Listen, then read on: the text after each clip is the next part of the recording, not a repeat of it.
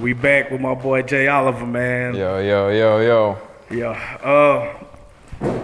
So let's talk about this Lil Quita song, man. Before we even get into that, man, run down your accolades real quick so they can know who we talking to. Well, I'm just, a young producer out of Baltimore, Maryland. I work with Meek Mill, French Montana, Eminem, Lil Wayne, Anwell, Rick Ross. Everybody. A lot of people, Lil Baby, Sammy, a lot of people. That's lit. Trap Boy, Freddie. It's your girl Quita. Yeah. Hey, let's talk about that. Before we get into all of that, how did the beat for Lil Quita come along? Because it's been a while since we heard an actual beat that was a hit. Yeah. You know what I'm saying? So basically, some DJ/photographer came to the studio and, they brought this beat to me and they was like, yo, I like this track, this sound like a good Texas feel, because back in the day, it would, it did this, that, and the third. The freestyler was on there or whatever. So I listened to it and I told the DJ, I was like, yo, like this beat need a lot of work.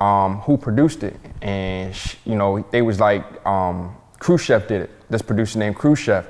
And I was like, okay, cool. Do me a favor, get the stems because I need to fix it up or whatever, so that you can rap on it. So I got the stems for the beat, went in there, did my thing with it. I hit the producer up. I told the producer I sent it to them, and then we went in the studio and we recorded it. I was working with this DJ doing a lot of records. Probably did like 6 records with this DJ, and they was dope. We had some dope. I felt they was dope records. And it was just like I was basically trying to chase, the DJ down to get her to release these records, and nothing was coming out of it. So, I just left it alone. We sat on it. And then, the DJ hit me again and was, telling me that, they didn't want to do music no more as far as being an artist.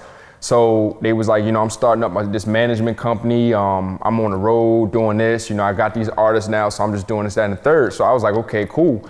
I left it alone. We did this record probably back in 2017, early 2017. So the thing is with producers is when you have beats, you don't necessarily hold them. If an artist asks you to hold the beat, then you hold the beat. Like for instance, when I work with Chris Brown's people, his camp, they told me, they said, yo, Chris is using these records. So you wouldn't, how long would you typically hold a beat? Like, usually the artist will tell you like, yo, hold it for this period of time, or yo, like put this to the side for me. And depending on your relationship with that artist would depend on if you're gonna hold it or not. Sometimes you'd be like, nah, I'm not holding this record. You either gonna buy it, or you got respect for the artist to be like, okay, cool, I'm gonna push it to the side. So you work with Duffy with the record, right? You also engineered the record, or? Right. Okay, so she doesn't use the record. Right. 2 years passes by. How does it end up to the point where it gets to trap? So after that, 2 years passed by. I was in the studio with Tay Money, another dope artist from Dallas. And I told Tay Money, I said, look, I got this beat, like, the hook is already on there. All you need to do is put your verses on it, and it's automatically gonna go because it got that Texas feel. Yeah. So Tay Money was like, yeah, let's do it. So we get in the studio and I cut this record with Tay Money. She does the same thing this DJ did. She doesn't use the record. So I was like, okay, cool. I'm going, pass it along. So I'm in LA one day and my guy, Hoodie Baby, who always looks out for me, he from Dallas too. He run with Wayne and all of them, and Chris Brown and all of them. He hit me, he said, yo, Trap in the studio, I need you to send some beats. So I was like, bet, because I always wanted to work in Dallas. I always wanted to work with Trap Boy, and I always wanted to work with Yella Beezy. Like those are 2 artists that I really wanted to work with out here. So I sent Trap a folder of beats, and that was one of them. And I remember Trap had recorded it, and he had sent it over. Well, they had sent it over, and they was like, yo, this gonna be Trap's single off his project. So I was like, okay, bet. I was like, it's gonna be go time when it come out. So they sent it to me, and I'm like, damn, this got a real Dallas feel. I told Hoodie, I was like, yo, this could go. You feel what I'm saying? But I already knew it was gonna go because Crew Chef already brought the vibe, because he took the hook from Lil Quita, Shaquilla, because that's her real name, and they put it on there, so the hook was already on it. I knew the kids was gonna like it. I knew the girls was gonna like it. So boom, we do that. We put the record out, and it started catching with the kids. I started seeing the kids posting videos and stuff like that. And I was like, yo, I'm calling around, calling my people, was like, yo, this could be the one. I was like, I always needed that record. This could be the record. Bruh, so as soon as Trap dropped the video was so clean. He came out, he had the shag. You know, y'all do that down here in Dallas with the shag. He had the shag, you know, he had the jewelry popping, and all him and his mans was out there. We shot it, they shot it down in the hood. You know, I came through, show love. They had the big cars out. The video was crazy, yo. And as soon as it hit, it went viral. And once it went viral, that's when I knew. I said, yo, Trap got a record. And I was like, that means I got one too. And I called up Trap and I said, yo, I really appreciate you for this. You know what I mean? Because he showed love. Because when it came out, he was like produced by JOliver. He showed love from the jump. Artists don't do that, yo. Artists do not tag I can name probably a few artists on my hand that's major that actually show love to the actual producer. Trap Boy is one of them. And I told Trap, like I sent Trap some beats and I said, bro, you don't ever have to worry about paying for another beat from me because you showed me that love. So anything you want, anything you need, I got it for you. And I don't do that with everybody, bro, but he was the one that showed love, you feel what I'm saying? He even went, bro, he was going from state to state doing interviews and they like, yo, who made the beat? And he said, I got the beat from JOliver, you feel what I'm saying? And that's love. So, you know, I want to put it out there, me and Crew Chef produced it. This is a co-produced record by me and Crew Chef. You know, because like I said, producers don't get love and I'm all for the producers. So, you know, that's pretty much what happened.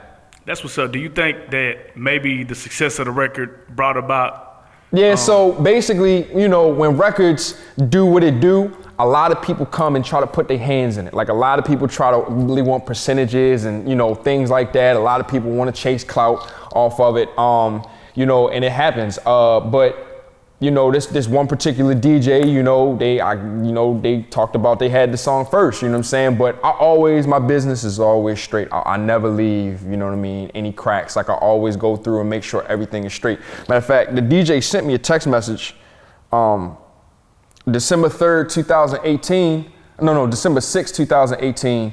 I basically was like, yo, truthfully, do you think you'll ever release these songs we have recorded or you record new stuff? I'm not tripping if you are, I just need to know. Cause I didn't want to give somebody else a beat, you know what I'm saying? And you know, they end up using it. So the DJ was like, nah, I don't know why do you need it? And I said, I was gonna shop it around if you weren't gonna use them. So the DJ was like, go ahead, I don't wanna stop you from the bag. I said, for sure, just wanted to check in with you first. And the DJ was like, yeah, one day, but I can always do more.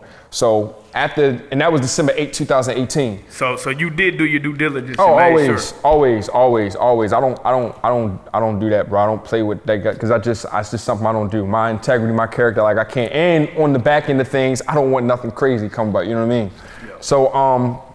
So yeah, that happened. So, you know, the record got big. Like I said, everybody, you know, they come in, they want to, you know, get low percentages, you know, here and there. But the record is going crazy right now for Trap. Like it's everywhere, and he's still doing his thing. He's still shouting me out. You know what I mean? Certified. Yeah. But like, to touch on this real quick, when is the last time we actually had a hit beat?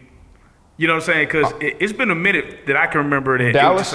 No, just in general, just a beat. Like I think Thought Box with Roddy Ricch is a hit beat. Yeah. But what is the last hit beat? You said Thought Box. The Box. Oh, the Box. The Box. Yeah. The Box. Yeah. What's the last hit beat you think we had? I don't know, yo. That's a really good question because honestly, you know, beats don't really jump out to you anymore. Being that trap sound, everything sounds the same. Right. And it's crazy that you said that because the Box really was one of them beats that really jumped out to me. And I think it's elements inside of the beat that make it do that. Like that little, that right there did it. You know what I'm saying? So, and even with this beat, like it's crazy because everybody says the same thing. You said, hey, like, yo, this beat's so crazy. And I'm just sitting here like, yo, like it's really like 2 or 3 instruments in this beat. It's just drums. You know what I'm saying? Like simplicity. It's the hook that kill it. And then you got Trap coming. It's the big T. R8, like bro, it's just everything worked together, bro. It was really a team effort of everybody, bro. And it's like, it's crazy. But it is crazy that you said that because everybody's been saying that, like, yo, that beat, that style. Some people were saying we haven't really heard nothing like that since the Neptunes came in with their own drum pattern and stuff like that. So I think it's dope, bro. Like, I really do. Do you and Trap got something else in the works? I sent Trap stuff, you know, from, you know, time to time. I be coming up with ideas and stuff. And one thing about Trap, he write all this stuff, you know what I'm saying? So he don't really necessarily want anything written for him. Like Trap tell you, I don't want nothing written, I write all my stuff. So, you know, I respect him for that, you know what I mean? You know, I think that's dope, but yeah.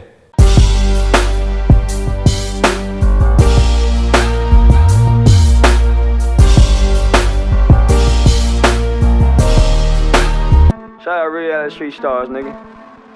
Move. Hey.